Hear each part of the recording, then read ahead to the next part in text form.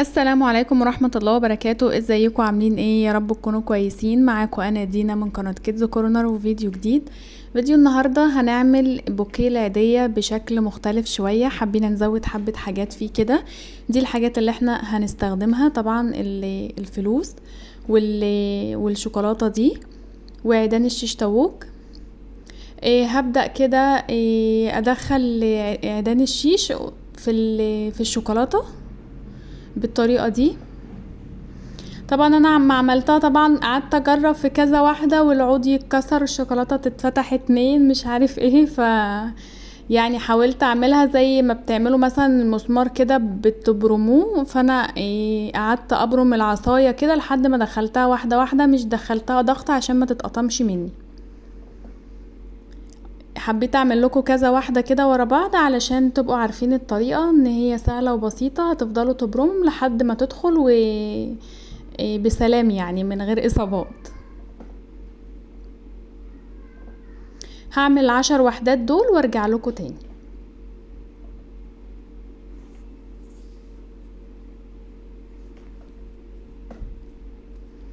دول شكلهم بعد ما عملتهم اهو، كلهم بنفس الطريقة بنفس الشكل.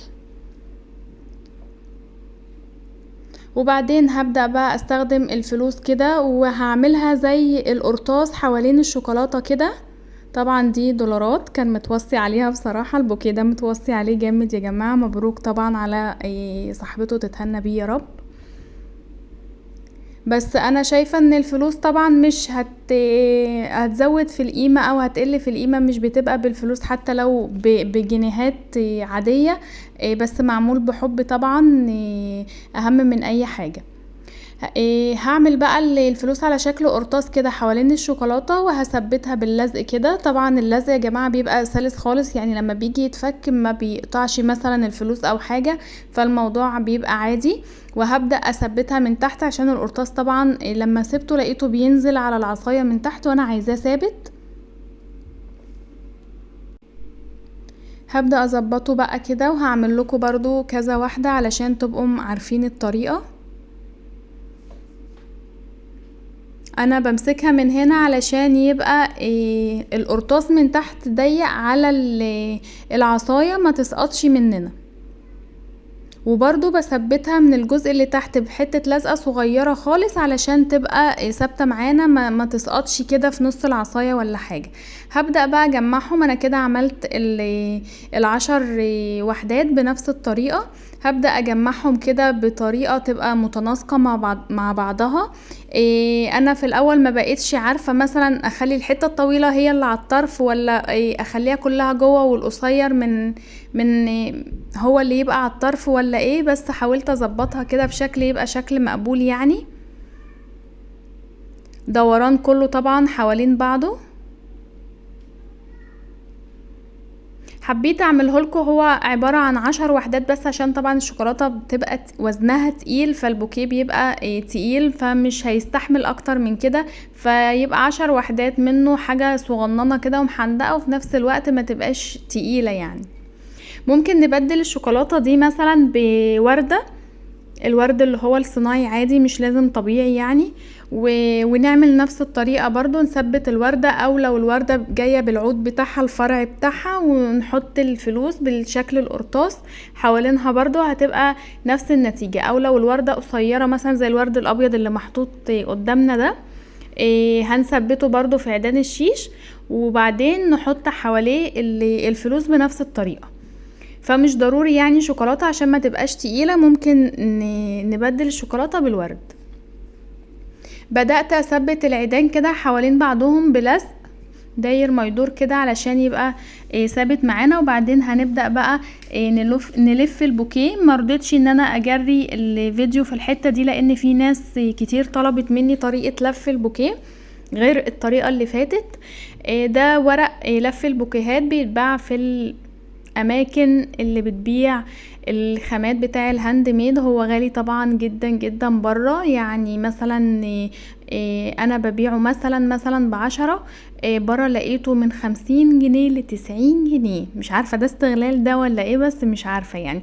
المهم ان انا جبت الفرخ وقصيته 4 اجزاء كده قد بعض، وبعدين تنيته كده على شكل مثلث، بس ما حطيتش الاطراف جنب بعض يعني على بعضها، حطيتها جنب بعضها علشان يديني شكل مثلثين بدل ما يبقى مثلث واحد، يبقى الضعف يعني يديني ايحاء ان البوكيه مليان، يعني اللفة مليانة ورق بوكيهات. فاهمين قصدي طبعا. انا هثبت كذا واحدة كده قدامكم علشان تبقوا عارفين الطريقة دي. اهي بعد ما لزقتها طبعا وعملتها الشكل المثلث اللي انا قلتلكوا عليه، هلفها كده حوالين الفلوس وهثبتها بس من على الطرف بلزق بسيط، ومن الاخر هلف حواليها برضو لزق تثبيت.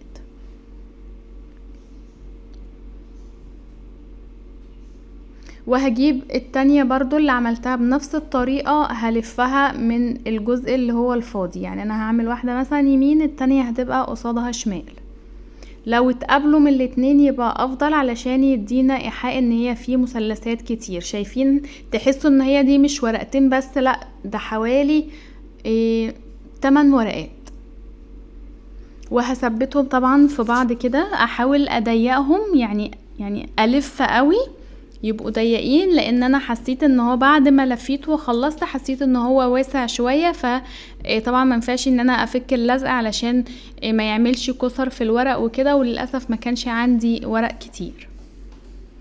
طبعا عاوزة بقى اداري الجزء بتاع العيدان اللي تحت ده، جبت برضو ربع فرخ، بس حبيت ان انا ادخل لون تاني فدخلت اللون الاسمر، والكتابة برضو ذهبي علشان تبقى واكلة مع لون الشوكولاتة مع لون الفلوس مع لون الورق اللي فوق. هقصر عيدان الشيش طاووق شوية،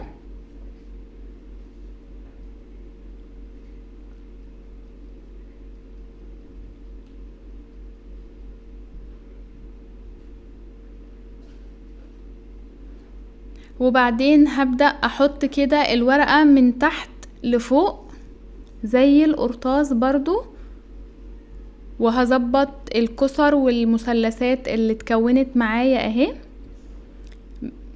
وهثبتها طبعا باللزق برضو. وبعدين جبت بقى شريط ستان عرض 5 سنتي، وقلت هلف بقى واعمل فلونكة صغيرة تحت كده علشان ما يبقاش طبعا منفوش على الفاضي، ونعرف برضو نمسكه من تحت. انا فاشلة في عمل الفلونكات يا جماعة على فكرة، انا بعملها بالورق احلى من الستان كتير. او شايفين جت معايا برضو بالمشقلب، لازم الفها واعوجها علشان في الاخر تديني النتيجة المظبوطة تبقى بالعدل. على فكرة انا كنت بصور لكم الفيديو ده وانا مستعجلة جدا جدا جدا، وكنا يوم وقفة العيد الصغير فكانت الدنيا كلها مدربكة، فاعذروني بقى واتأخرت عليكم، فحبيت ان انا انزله لكم قبل العيد الكبير علشان تعملوا افكار جديدة كده. يا رب بس تكون الفكرة عجبتكم والطريقة سهلة. هظبط الفلونكاية كده اهو، ده شكله. طبعا هظبطه اكتر من كده واوريهولكم برضو في الاخر. بصوا حاسة ان هو واسع اهو، هضيقه شوية برضو واظبط الفلونكة واجيلكم. شايفين ده الشكل النهائي؟ حطيت الدبدوب الجميل ده ميكي، كان نفس اللون يعني مدي على ذهبي برضو كده، واكل من الموضوع، فحبيت ان انا احط تاتش صغير كده. ده الشكل النهائي. التصوير ظلمه كتير على فكرة، لان انا زي ما قلت لكم كنت مستعجلة. يا رب الفكرة تكون عجبتكم. ما تنسوش بقى تعملوا لي لايك للفيديو واشتراك للقناة وتفعلوا الجرس على كل عشان يوصل لكم كل جديد. كل سنة وانتم طيبين. باي باي.